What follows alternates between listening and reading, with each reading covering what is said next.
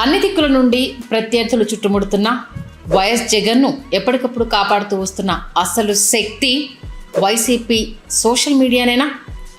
ప్రత్యర్థులు సంధిస్తున్న పదునైన విమర్శనాస్త్రాలను ముప్పేట దాడిని నిర్వీర్యం చేయడంలో ఈ సోషల్ మీడియా సైన్యం ఒక పవర్ఫుల్ ప్రొటెక్టివ్ షీల్డ్లా పనిచేస్తోందా? ఒకవైపు 1,00,000 కోట్ల అవినీతి ఆరోపణలు, మరోవైపు తిరుమల లడ్డు యానిమల్ ఫ్యాట్ వివాదం, ఇప్పుడు తాజాగా వచ్చిన మావిగన్ ప్రతిపాదన. ఇలా ఏ అంశాన్ని తీసుకున్నా జగన్ పై వస్తున్న విపరీతమైన వ్యతిరేకత అనేది మొదట్లో కనిపిస్తుంది. అయితే ఆ నెగిటివ్ నెరేటివ్ను అడ్డుకొని దాన్ని పాజిటివ్గా మలచడంలో వైసీపీ సోషల్ మీడియా పాత్ర ఏంటి అసలు? అంటే తన బలాల్లో అత్యంత కీలక వ్యవస్థను డీల్ చేయడంలో జగన్ విఫలమవుతూనే ఉన్నారా? ఆర్గనైజ్డ్గా పనిచేసే టీడీపీ ప్రచార వ్యవస్థను 3 పార్టీల కలయిక నుండి వచ్చే యాంప్లిఫైడ్ క్రిటిసిజంను ఎదుర్కోవాలంటే జగన్ చేయాల్సిందేంటి? సైకో అన్నారు, సాడిస్ట్ అన్నారు, ధన పిశాచి అన్నారు, రాక్షసుడు అన్నారు. ప్రత్యర్థుల నుండి ఇలాంటి పదునైన పద ప్రయోగాలు, మరోవైపు పదుల సంఖ్యలో వ్యతిరేక వార్తా ఛానళ్లు, పత్రికలు, వీటికి తోడు సోషల్ మీడియాలో వేల సంఖ్యలో ట్రోల్ పేజీలు జగన్మోహన్ రెడ్డిని రాజకీయాల నుంచే తుడిచిపెట్టేందుకు ఒకవైపు వ్యవస్థీకృత దాడి జరుగుతున్నా ఆయన రాజకీయాల్లో గట్టిగా నిలదొక్కుంటూ 3 పార్టీల కూటమికి సవాల్ విసురుతున్నారు. తాను ఒంటరివాడినే కావచ్చు, కానీ తన వెనక ఉన్నది బలమైన అభిమాన గణం. వైఎస్ఆర్ జగన్లను ఒక ఎమోషన్గా భావిస్తూ జగన్ పడే కష్టాన్ని తమ కష్టంగా భావించే ఒక నిఖార్సైన సోషల్ మీడియా సైన్యం ఆయనకు రక్షణ కవచంలా కాపాడుతూ వస్తుంది. సమకాలీన తెలుగు రాజకీయాల్లో జగన్మోహన్ రెడ్డి అత్యంత ప్రజాకర్షణ గల నేత అన్నది ఆయన ప్రత్యర్థులు సైతం ఏకీభవించే వాస్తవం.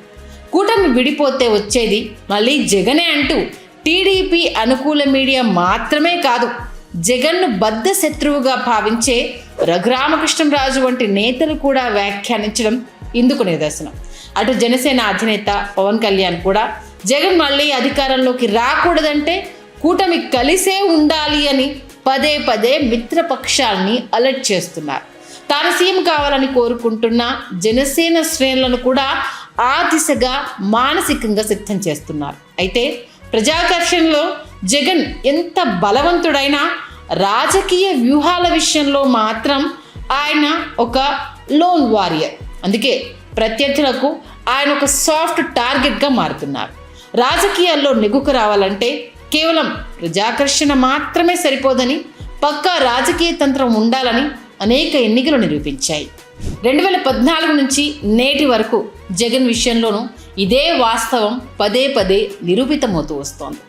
రాజకీయాల్లో అడుగుపెట్టిన క్షణం నుండి జగన్మోహన్ రెడ్డిపై జరిగినంత దుష్ప్రచారం బహుశా మరే ఇతర నేతపై జరిగి ఉన్నా ఈ పాటికి వారు రాజకీయ తెర నుంచి కనుమరుగైపోయేవారేమో. కానీ జగన్ విషయంలో అలా జరగకపోవడానికి 3 ప్రధాన కారణాలు ఉన్నాయి. అందులో మొదటిది ఆయనలోని మొండి పట్టుదల. జగన్ ఘోర ఓటంల నుంచి అవి చూసిన సందర్భాల్లోనైనా, తన సొంత వాళ్ళే తనపై కత్తులు దూస్తున్నప్పుడైనా, చివరకు ప్రపంచానికి తానొక విలన్ అనే ప్రొజెక్షన్ జరుగుతున్నా ఆయనలో ఒక చిన్నపాటి కుదుపు కూడా ఎక్కడా కనపడదు.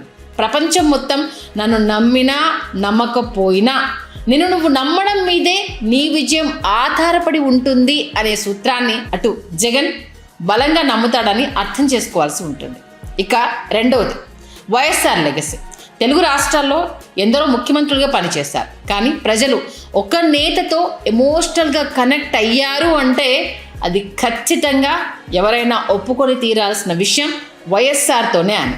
సీఎంగా ఆయన పాలనా తీరు, ఆరోగ్యశ్రీ కావచ్చు, ఫీజు రియంబర్స్ వంటి విప్లవాత్మక పథకాలు, ఇంకోవైపు తనను నమ్ముకున్న వారు మరియు కార్యకర్తల్లో ఆయనకున్న ఆత్మీయ అనుబంధం, మరోవైపు ఆయనను ఒక మహానేతగా మార్చేశాయి. వీటికి తోడు ఆయన మరణించిన తీరు ప్రజల గుండెల్లో ఆయన చిరస్థాయిగా నిలిచిపోయేలా చేసింది. చంద్రబాబు వంటి రాజకీయ చాణక్యుల్ని, ఆయన వెనకనున్న రామోజీరావు వంటి మాస్టర్ మైండ్స్ని ఎదుర్కొని జగన్ రాజకీయాలు నిలబడడం విశేషమే కావచ్చు.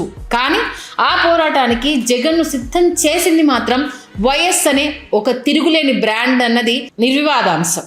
ఇక మూడవది, అన్నింటికంటే అతి ముఖ్యమైన అంశం, వైసీపీ సోషల్ మీడియా.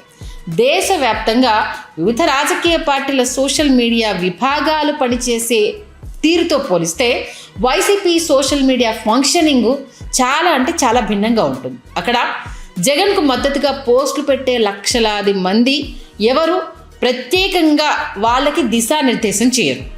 ఒకవేళ కనుక పార్టీ నుంచి ఏమైనా సూచనలు వచ్చినా కూడా వాటిని అందిపుచ్చుకొని పక్కాగా పార్టీ లైన్కు అనుకూలంగా పనిచేసే యాక్టివిస్టులు చాలా తక్కువ మంది ఉంటారు. కానీ లక్షలాది మంది జగన్ అభిమానులు మాత్రం ఆయనకు వచ్చే కష్టాలను తమ సొంత కష్టంగా భావిస్తారు.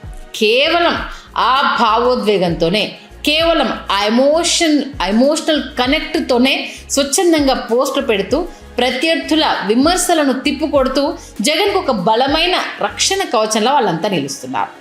ఎందుకంటే 16 నెలల జైలు జీవితం, ఒకవైపు 1,00,000 కోట్ల అవినీతి ఆరోపణలు, 43,000 కోట్లని మీరు అంటున్నారు కదా, దాంట్లో 10 పైసలు భాగం మీరు ఇస్తారేమో చెప్పండి, నా ఆస్తిని ఆడ గవర్నమెంట్ సంతకాలు పెట్టారు. మరోవైపు కోర్టు కేసులు, ఇంకోవైపు ప్రత్యర్థుల తీవ్ర ప్రచారాలు. ఇన్నింటి మధ్య జగన్మోహన్ రెడ్డి రాజకీయంగా నిలదొక్కుని ముఖ్యమంత్రి అవుతారని ఎవరైనా ఊహించారా? మ్యాక్సిమం అయితే ఎవరు ఊహించుంటారు. కానీ ఆయన చుట్టూ ఒక రక్షణ వలయంగా నిలిచి ఆయన సీఎం పీఠం వరకు నడిపించిన వ్యవస్థలో వైసీపీ సోషల్ మీడియా కార్యకర్తల పాత్ర గురించి ప్రత్యేకంగా మాట్లాడాల్సిందే. అత్యంత కీలకంగా వారు వ్యవహరించారు అని చెప్పాల్సిందే. ఇక 2024 ఎన్నికల ఓటమి తర్వాత కొంతకాలము ఎంత సైలెంట్గా ఉంది సైన్యం అనేది మనకు తెలిసింది. ఇక తిరుమల లడ్డు వివాదంలో జగన్పై జరిగిన ముప్పేట దాడి విషయంలో ఒక్కసారిగా అలర్ట్ అయిపోయారు. లడ్డూలో జంతు కొవ్వు లేదు అని నిర్ధారణ అయ్యే వరకు ఆ సైన్యం చేసిన అలుపెరుగని పోరాటం ఉంది చూడండి, దాని గురించి మాట్లాడాల్సిందే. ఇక రీసెంట్గా మావిగన్ విషయంలో కూడా మొదటి 2 రోజులు సోషల్ మీడియాలో విపరీతమైన ట్రోల్స్ వచ్చాయి. వైసీపీ ప్రచార వ్యవస్థ ఏ మాత్రం వెనక్కి తగ్గలేదు. ఆ పేరు వెనుక ఉన్న క్యాపిటల్ మోడల్ని వివరించడంలో సోషల్ మీడియా కార్యకర్తలు సక్సెస్ అయ్యారు. అంతే, ఇంకా దాని మించి ఏం చెప్పాల్సిన అవసరం లేదు. 3 రాష్ట్రాల విషయంలో జరిగిన తప్పును మళ్ళా చేయకుండా ఈసారి మరింత కాన్ఫిడెంట్గా వాళ్ళంతా ముందుకు వెళ్ళారు అనడంలో ఏమాత్రం అతిశయోక్తి లేదు. దీని ప్రభావంతో అటు ప్రస్తుతం టీడీపీ డిఫెన్స్ మోడ్లోకి వెళ్ళినట్లయితే కనిపిస్తోంది. ఇక ఆ పార్టీ నేతలు ప్రెస్ మీట్లలో వ్యక్తిగత విమర్శలకు దిగడం, వైఎస్ఆర్ మరణం గురించి ప్రస్తావించడం, లేకపోతే సిఆర్డీఏ మ్యాప్ను చూపిస్తూ మాది కూడా మావిగన్ మోడలే అని సర్ది చెప్పుకునే ప్రయత్నం చేయడం వైసీపీ సోషల్ మీడియా సాధించిన విజయానికి ఒక నిదర్శనం అనే చెప్పాలి. ఇక జగన్ ప్రతిపాదనను అంత బలంగా ప్రజల్లోకి తీసుకెళ్లినందుకు ఆ పార్టీ కార్యకర్తలకు ఖచ్చితంగా క్రెడిట్ ఇవ్వాల్సిందే. ఇక 2014 నుండి 2019 వరకు జగన్మోహన్ రెడ్డికి సోషల్ మీడియాలో ఒక రకమైన అనాసక్తత ఉండేదని ఆయనకు అత్యంత సన్నిహితులు చెప్తూ ఉండేవారు. అయితే ఆ తర్వాత సోషల్ మీడియా ఇంపార్టెన్స్ గురించి తెలుసుకున్న జగన్ పార్టీకి సోషల్ మీడియా ఒక బలమైన ఆయుధం కావాలని, అలాగే వ్యవస్థీకృతమైన విభాగంగా ఉండాలని ఆయన భావించారు. అయితే ఆ ఆలోచనను క్షేత్రస్థాయిలో వాస్తవ రూపంలోకి తీసుకెళ్లడంలో కొంత రూట్ క్లియరెన్స్ అయితే మిస్ అయిందనే చెప్పాలి.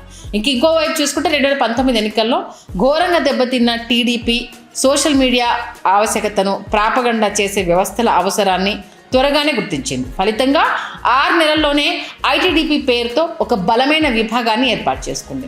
జగన్ 1,50,000 సచివాలయ ఉద్యోగాలు ఇచ్చిన, నాడు నేడు ద్వారా అటు బడుల రూపురేఖలు మార్చిన, పోర్టులు కావచ్చు, మెడికల్ కాలేజీలు, అటు హెల్త్ క్లినిక్స్, వీటితో పాటు సంక్షేమ పథకాలను తీసుకొచ్చిన సోషల్ మీడియాలో మాత్రం కేవలం జగన్ చేసిన తప్పులు, ఆ వైఫల్యాలు అవి మాత్రమే ప్రతిబింబించేలా ఒక పక్క స్ట్రాటజీతో టీడీపీ ముందుకెళ్ళిన విషయం మనకు తెలిసిందే. ఆ విషయంలో ఆ పార్టీ పూర్తి స్థాయిలో విజయం సాధించేసింది.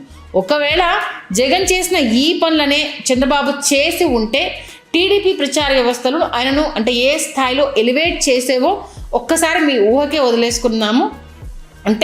ఇంత చేస్తే ఇంత చెప్పుకోవడంలో టీడీపీ ఎంత ముందుంటుంది అనేది మనందరికీ తెలిసిందే. ఇక 2019 ఎన్నికల తర్వాత వైసీపీ అభిమానుల్లో ఒక రకమైన నైరాశ్యం, అంటే ఇంకా రామేమో అన్న ఒక దిగులు అయితే మొదలైపోయింది. తమకు ఏం జరగడం లేదని, అటు కష్టకాలం నిలబడ్డ తమను నాయకులు పట్టించుకోవడం లేదనే ఆవేదనతో చాలామంది పార్టీకి అటు దూరం అవుతూ వచ్చారు. అయితే వారు పార్టీకి దూరమైన జగన్ను అభిమానించడం మాత్రం మారలేదు. అంటే ఇదే అసలు సిస్సలైన పాయింట్. ఇటు వైసీపీ అధికారంలోకి వచ్చాక తమ కార్యకర్తలను విస్మరించింది అన్న అంశానికి సంబంధించి ఎంత పెద్ద చర్చ జరిగిందో మనందరికీ తెలిసిందే కదా. దీంతో పాటు అటు ఎన్నికల సమయంలో సోషల్ మీడియా సమావేశంలో జగన్ స్వయంగా పాల్గొనడం.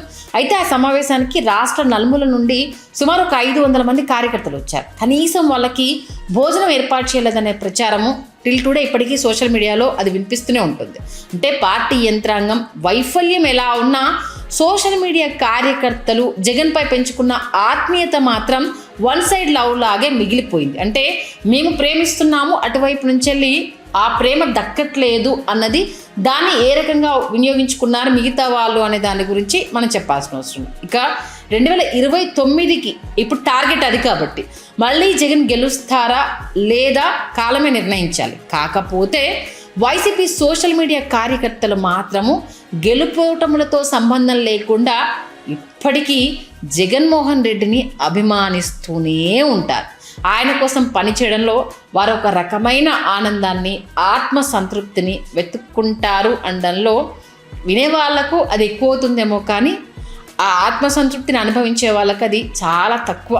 ఎందుకంటే ఎటువంటి ప్రతిఫలాన్ని ఆశించకుండా కేవలం అభిమానంతో పనిచేసే ఇలాంటి వ్యక్తులు తమకేదైనా కష్టం వచ్చి స్థానిక నేత వద్దకు వెళ్ళినప్పుడు కనీసం మర్యాద దక్కకపోతే వారి ఆత్మాభిమానం అయితే తీవ్రంగా దెబ్బతింటుంది. 2019 నుండి 24 మధ్య జగన్మోహన్ రెడ్డి అధికారంలో ఉన్నప్పుడు సరిగ్గా ఇదే వాళ్ళని ఎక్కువగా ఇబ్బంది పెట్టింది. జగన్పై ఎంత ఇష్టం ఉన్నప్పటికీ సోషల్ మీడియా కార్యకర్తలను అలుసుగా తీసుకున్న తీరు ఆ పార్టీలోని ఆర్గనైజ్డ్ సోషల్ మీడియా సైన్యాన్ని పూర్తిగా నిర్వీర్యం చేసి ఒక రకమైన నైరాస్యంలోకి నెట్టేసింది. 2010 నుండి జగన్ వెంటే ఉన్న ఈ వీరాభిమానుల సైతం పార్టీ ఒక్కసారి ఓడిపోతేనే కార్యకర్తల విలువ తెలుస్తుంది అని కోరుకున్నారంటే నాయకత్వం తమను ఎంతగా నిర్లక్ష్యం చేసిందో అర్థం చేసుకోవచ్చు. ఇక 2029 ఎన్నికల సమరానికి జగన్మోహన్ రెడ్డి తన ఆర్గనైజ్డ్ సోషల్ మీడియా సైన్యాన్ని మళ్ళీ సమాయత్తం చేయాల్సిన అవసరం అయితే ఉంటుంది. ఎందుకంటే రాబోయే ఎన్నికలు జగన్కు అంత ఆషామాషిగా ఏదో ఈజీగా సాగే వ్యవహారం అయితే కాదు. కూటమిలోని పార్టీలన్నీ తాము కలిసే ఉన్నామని, మున్ముందు కూడా కలిసే ఉంటామని ఇప్పటికీ తెగేసి చెప్తున్నాయి. విడిపోయే ప్రసక్తి లేదు, విడిపోయేదాకా తీసుకురాము అని కూడా అంటున్నాయి. ఇక ఈ నేపథ్యంలో జగన్ తీసుకున్న బలాల్లోకెల్లా అత్యంత కీలకమైన సోషల్ మీడియా కార్యకర్తలను, అంటే కేవలం అభిమానంతో స్వచ్ఛందంగా పనిచేసే వారిని గుర్తించి వారికి సరైన గౌరవాన్ని ఇవ్వాల్సిన టైం అయితే, ఆ ఆవశ్యకత అయితే ఉంది. అటు